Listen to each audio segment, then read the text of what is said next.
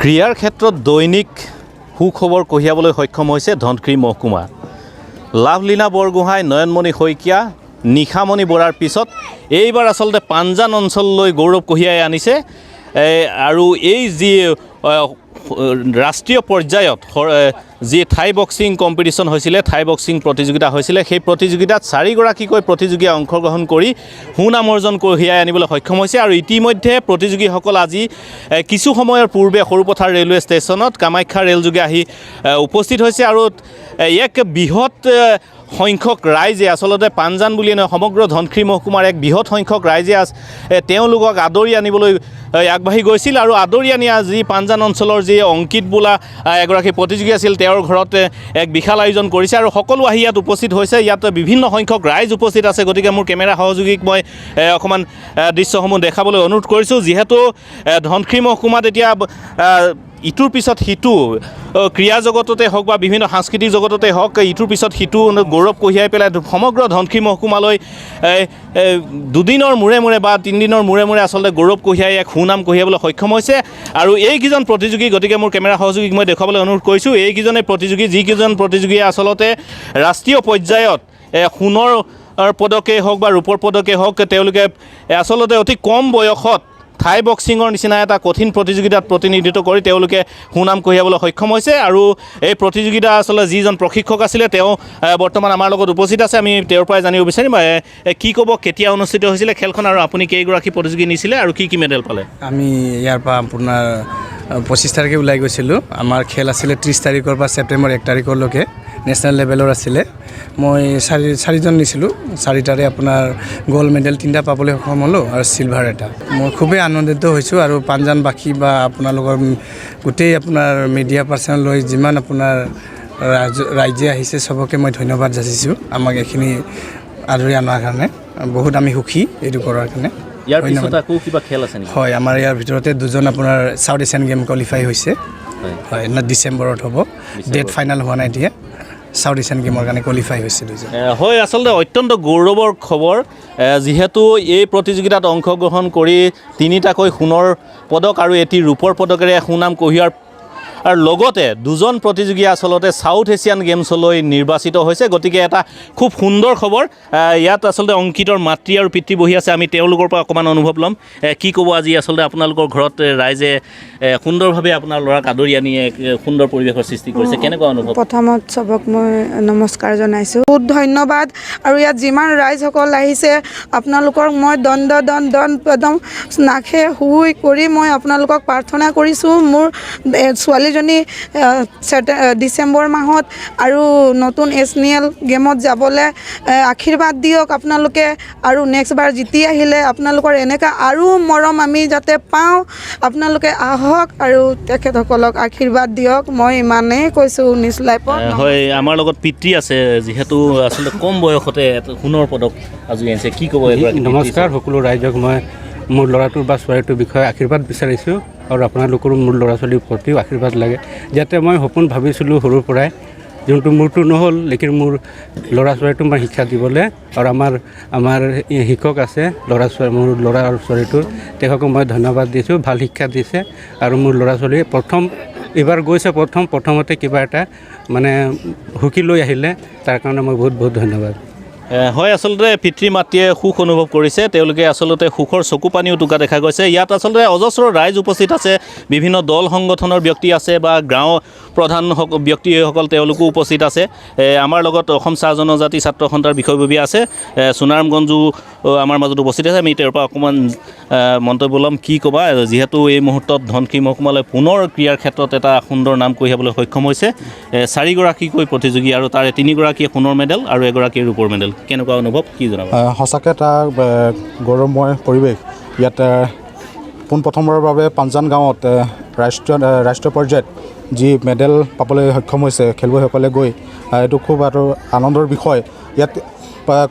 ইয়াত আগতে কোনেও ৰাষ্ট্ৰীয় পৰ্যায়ত কোনো প্ৰতিযোগিতাত অংশগ্ৰহণ কৰা নাছিল। আজি পোনপ্ৰথমবাৰৰ বাবে যি অংশগ্ৰহণ কৰি আমাৰ গাঁৱলৈ যি ৰাষ্ট্ৰীয় পৰ্যায়ৰ গ'ল্ড মেডেল আজৰি আনিবলৈ সক্ষম হ'লে, তাৰ কাৰণে আমি খুবেই আনন্দিত।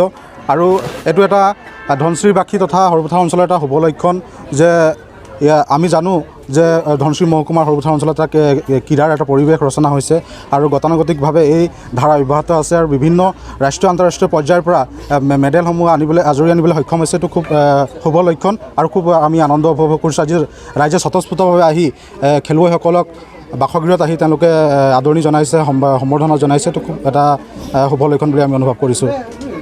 হয়, নিশ্চিতভাৱে আচলতে সকলোৱে শুভ লক্ষণ বুলি অনুভৱ কৰিছে। এগৰাকী আমি গাঁও প্ৰধানৰ চকুত পৰিছে, আমি তেওঁৰ পৰা অকণমান মন্তব্য ল'ম। কি ক'ব এই মুহূৰ্তত? আজি দুদিন পূৰ্বে আপুনি নিশামণি বৰাক আদৰি আনিছিল, আজি পুনৰ 4গৰাকী প্ৰতিযোগী সুন্দৰভাৱে নাম কৰি। হয়, আমাৰ কাৰণে আজি দিনটো বৰ শুভ মুহূৰ্ত। আগতে মানে কি হৈছিলে, অঁৰা হিচাপত গণিব পৰা আমাৰ এবাৰ খেলুৱৈ ওলাই গৈছিলে। লুইচ টপক পাইছিলোঁ, তেওঁ ৰাষ্ট্ৰীয় পৰ্যায়ৰ ফুটবল খেলুৱৈ আছিলে। তাৰপিছতে অলপ কিছু ম্লান পৰিছিলে আমাৰ ইয়াতে, যিটো খেলৰ এটা বাতাবৰণটো অলপ কমি গৈছিলে। কিন্তু আজি কিছুদিনৰ পিছত যেতিয়া লাভলীনা ওলাই গ'ল, লাভলীনাৰ পিছতে নয়নমণি আহিলে, নয়নমণিৰ পিছত আমি সিদিনা নিশামণিক আনিলোঁ। কিন্তু আজি আমাৰ পাঁচজনলৈ অংকিতে যিটো গৌৰৱ আনিলে, আমি তাৰ বাবে মানে বৰ সুখ অনুভৱ কৰিছোঁ। লগতে ইয়াত থকা কোচাৰ বসুমতাৰী ছাৰক মই গাঁও প্ৰধান হিচাপে তেখেতক মোৰ আন্তৰিক ধন্যবাদ আৰু কৃতজ্ঞতা জ্ঞাপন কৰিছোঁ। লগতে যিকেইটি কণমানিয়ে আমাৰ এইটো ৰাজ্যিক পৰ্যায়ত নহয়, আন্তঃৰাষ্ট্ৰীয় পৰ্যায়ত থাই বক্সিঙত যি মেডেল কঢ়িয়াবলৈ সক্ষম হ'ল, তেওঁলোকে আমালৈ যি সুখৰ বতৰা আনিলে, সেই সুখৰ অনুভূতিটো আমি আজি পাইছোঁ। আপোনালোকে আহিছে, দেখিছে, ইয়াতে স্বতঃস্ফূৰ্তভাৱে এই গেলা কৰ্মকো নেওচি আজি অবাল বৃদ্ধ বনিতাৰ লগতে আমাৰ যি কণমানি মানে ল'ৰা ছোৱালী বা ছাত্ৰ ছাত্ৰী ইয়াতে উপস্থিত হ'ল। মই খুব আনন্দবোধ কৰিছোঁ এজন গাঁও প্ৰধান হিচাপে। আৰু মই ইয়াত থকা যিসকল কণমানি আমাৰ অগ্ৰজসকল, আমাৰ মানে পূৰ্বসূৰীসকল, মই তেওঁলোকক এটা কথা জনাম যে আমাৰ মানুহে কিছু ক্ষেত্ৰত কিছু মানে হেৰিত ভয় কৰে। কাৰণ কি, ল'ৰাটো আনৰ হাতত বা ছোৱালীজনী আনৰ হাতত দি দিবলৈ অসুবিধা পায় বা নিজে মানে কি ধনখিনি লাগিলে অন্য কিবা বেয়া কামতে ব্যৱহাৰ কৰে। কিন্তু ল'ৰা ছোৱালীক আজি নৃত্য গীতকে আদি কৰি খেলত পঠিয়াই দিবলৈ মানে অলপ কুণ্ঠাবোধ কৰে। কিন্তু আজি বসুমতাৰী ছাৰে তেখেতে যিটো ল'ৰা ছোৱালীকেইটাক নি পেলাই নিজ পুত্ৰসমূহ জ্ঞান কৰি যি আমাৰ মাজলৈ আজি গৌৰৱ কৰি আনিলে, তাৰ বাবে মই তেওঁলোকক মৰম চেনেহ আৰু আমাৰ পুনৰবাৰ আমাৰ বসুমতাৰী ছাৰক মই মোৰ হাৰ্দিক আন্তৰিক শুভেচ্ছা জ্ঞাপন কৰিছোঁ। ধন্যবাদ। হয়, নিশ্চিতভাৱে আচলতে সকলোৱে একেমুখে গৌৰৱ স্বীকাৰ কৰিছে। এই মুহূৰ্তত বেণ্ড পাৰ্টি বজাই থকা দেখা গৈছে। গতিকে মই মোৰ কেমেৰা সহযোগীক অকণমান এই দৃশ্য দেখুৱাবলৈ অনুৰোধ কৰিছোঁ।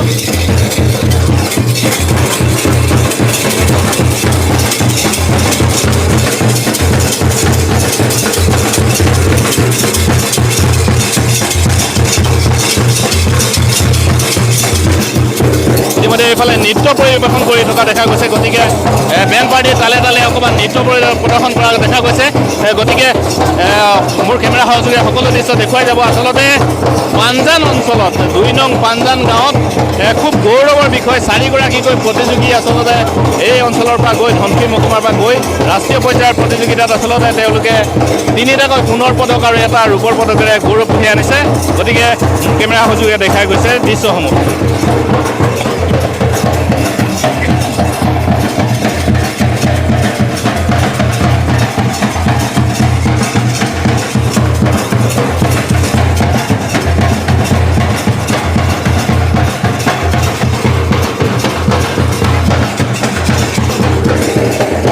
এনেদৰে আচলতে ধনশিৰি মহকুমাৰ গৌৰৱ অক্ষুণ্ণ আছে। বিভিন্ন ক্ষেত্ৰত, ক্ৰীড়াৰ ক্ষেত্ৰতে হওক, সাংস্কৃতিক ক্ষেত্ৰতে হওক, ধনশিৰি মহকুমাই আচলতে বিভিন্ন সময়ত সুনাম কঢ়িয়াই আনিবলৈ সক্ষম হৈছে।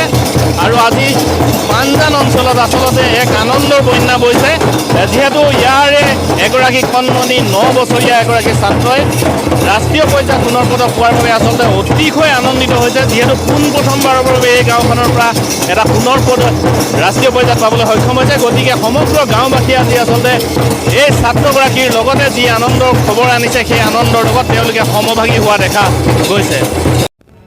Reporter live